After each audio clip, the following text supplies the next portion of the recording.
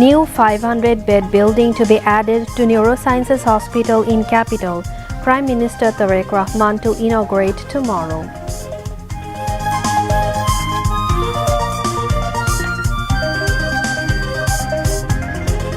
Prime Minister to inaugurate payment of long-pending retirement and welfare benefits to private teachers and employees tomorrow.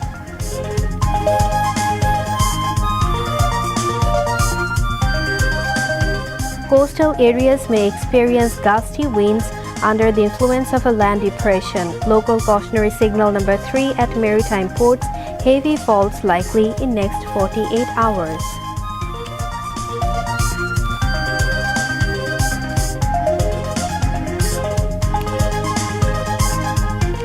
Eight people die from gas poisoning at a ship-breaking yard in Sitakund of Chattogram.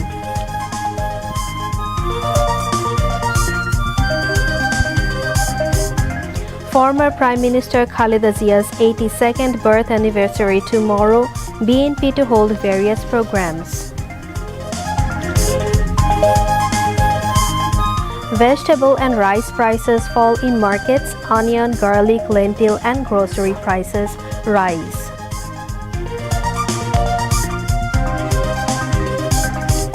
Iran-related tensions drive another rise in global fuel prices.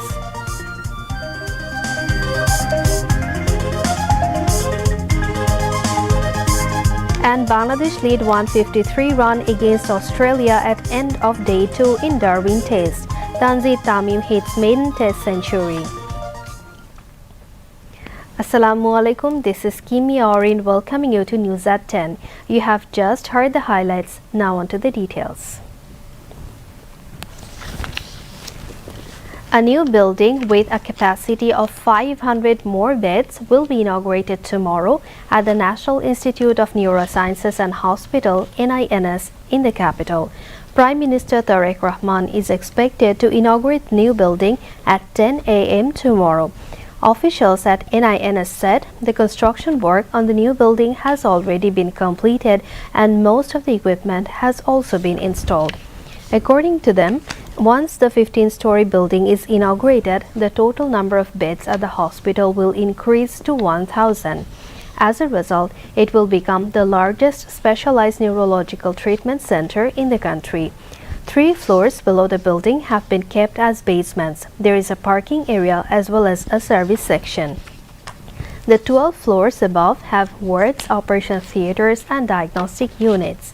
There are also 40 ICU beds, 24 post-operative beds, and 112 cabins. Doctors at the hospital said most of the patients who come here for treatment are stroke patients, followed by accident victims with brain and spinal cord injuries. In addition, they said patients suffering from various neurological diseases, including Parkinson's disease, dementia, GBS, epilepsy, and hydrocephalus, seek treatment at the hospital. Patients of all ages, from children to the elderly, receive treatment at the hospital for neurological diseases. The government is restarting payments from non-government teachers and employee welfare trust and the non-government teacher employee retirement benefit board for private teachers and employees after a long suspension. Prime Minister Tareq Rahman will officially inaugurate the program tomorrow. To implement the initiative, the government has allocated 2,000 crore taka as a special grant. Around 1,14,000 teachers and employees will be benefited, including 70,000 from the Retirement Benefits Board and 44,000 from the Welfare Trust. The allocated funds will cover part of the benefits owed to almost all retired teachers and employees. The remaining amount will be paid later, according to the order of applications. For the first time, the payments will be sent directly to beneficiaries' bank accounts through the IBA software. Analysts said the special allocation for retired MPO-listed teachers is insufficient compared to the actual need. However, they believe the initiative will bring hope to thousands who have been waiting for their benefits for a long time. An explosion occurred at a shipyard in Bhattiari, Chattogram, leaving 8 people dead from gas poisoning and at least 10 others injured.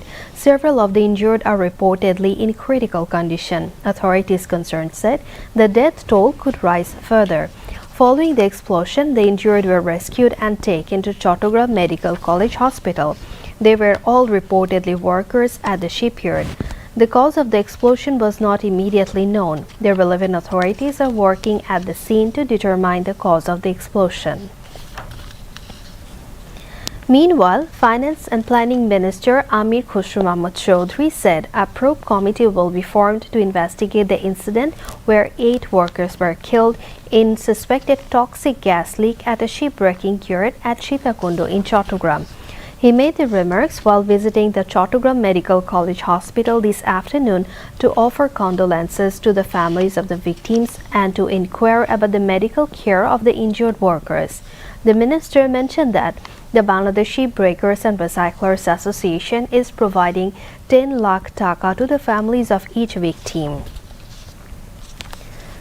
Bangladesh Nationalist Party BNP has announced a series of programs to mark the 82nd birthday of its former chairperson and former Prime Minister Begum Khaleda Zia. The programs were announced in a press release signed by BNP Senior Joint Secretary General Ruhul Kabir Rizvi this morning. According to the release, Dua and Milad Mahfils will be held at party offices and mosques across the country. In Dhaka, the program will begin at 11 a.m. at the party's Noyapolton Central Office. Senior leaders of the party will attend the event, the release said. There is no alternative to practicing culture for intellectual development of the children and building them as able citizens, to ensure their protection and build them as worthy citizens. President of National Press Club Wade Hassan Habib, General Secretary Ayub Bhuya and BFUJ Secretary General Kader Goni Chaudhry spoke, among others.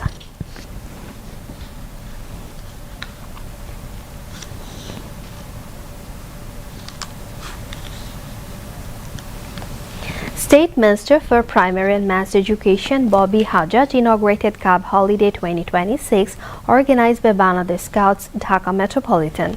Speaking at the inaugural ceremony held this morning at Vikarnisa Noon School and College in the capital, he said the government would increase various opportunities and facilities for Scouts, including campaigns. He further said Scouting plays an important role in developing students' leadership qualities and sense of social responsibility. The event was chaired by Dhaka Deputy Commissioner and President of Bangladesh Scouts Dhaka Metropolitan, Farida Khanum. The principal of Vikarnisa Noon School and College and senior officials of the Scouts also spoke at the event. Around 1,700 Scout students from 235 schools participated in the holiday event. Vegetable and rice prices started to decrease in the kitchen market. Most vegetables are now selling for 60 taka to 80 taka per kilogram. However, prices of onions, garlic, lentils and several grocery items increased. Prolonged inclement weather during the monsoon increased the prices of green chilies and some vegetables, causing discomfort for consumers. But with supplies improving, vegetable prices are now coming down. Rice prices are also declining. The sharp rise in the price of pulao rice has now stabilized. Although the government has not increased edible oil prices, traders said the price of loose edible oil is rising in the wholesale market. Wholesale sugar prices also increased, while retail prices of several essential items continue to fluctuate. However, fish prices remain high. Moving on to international news.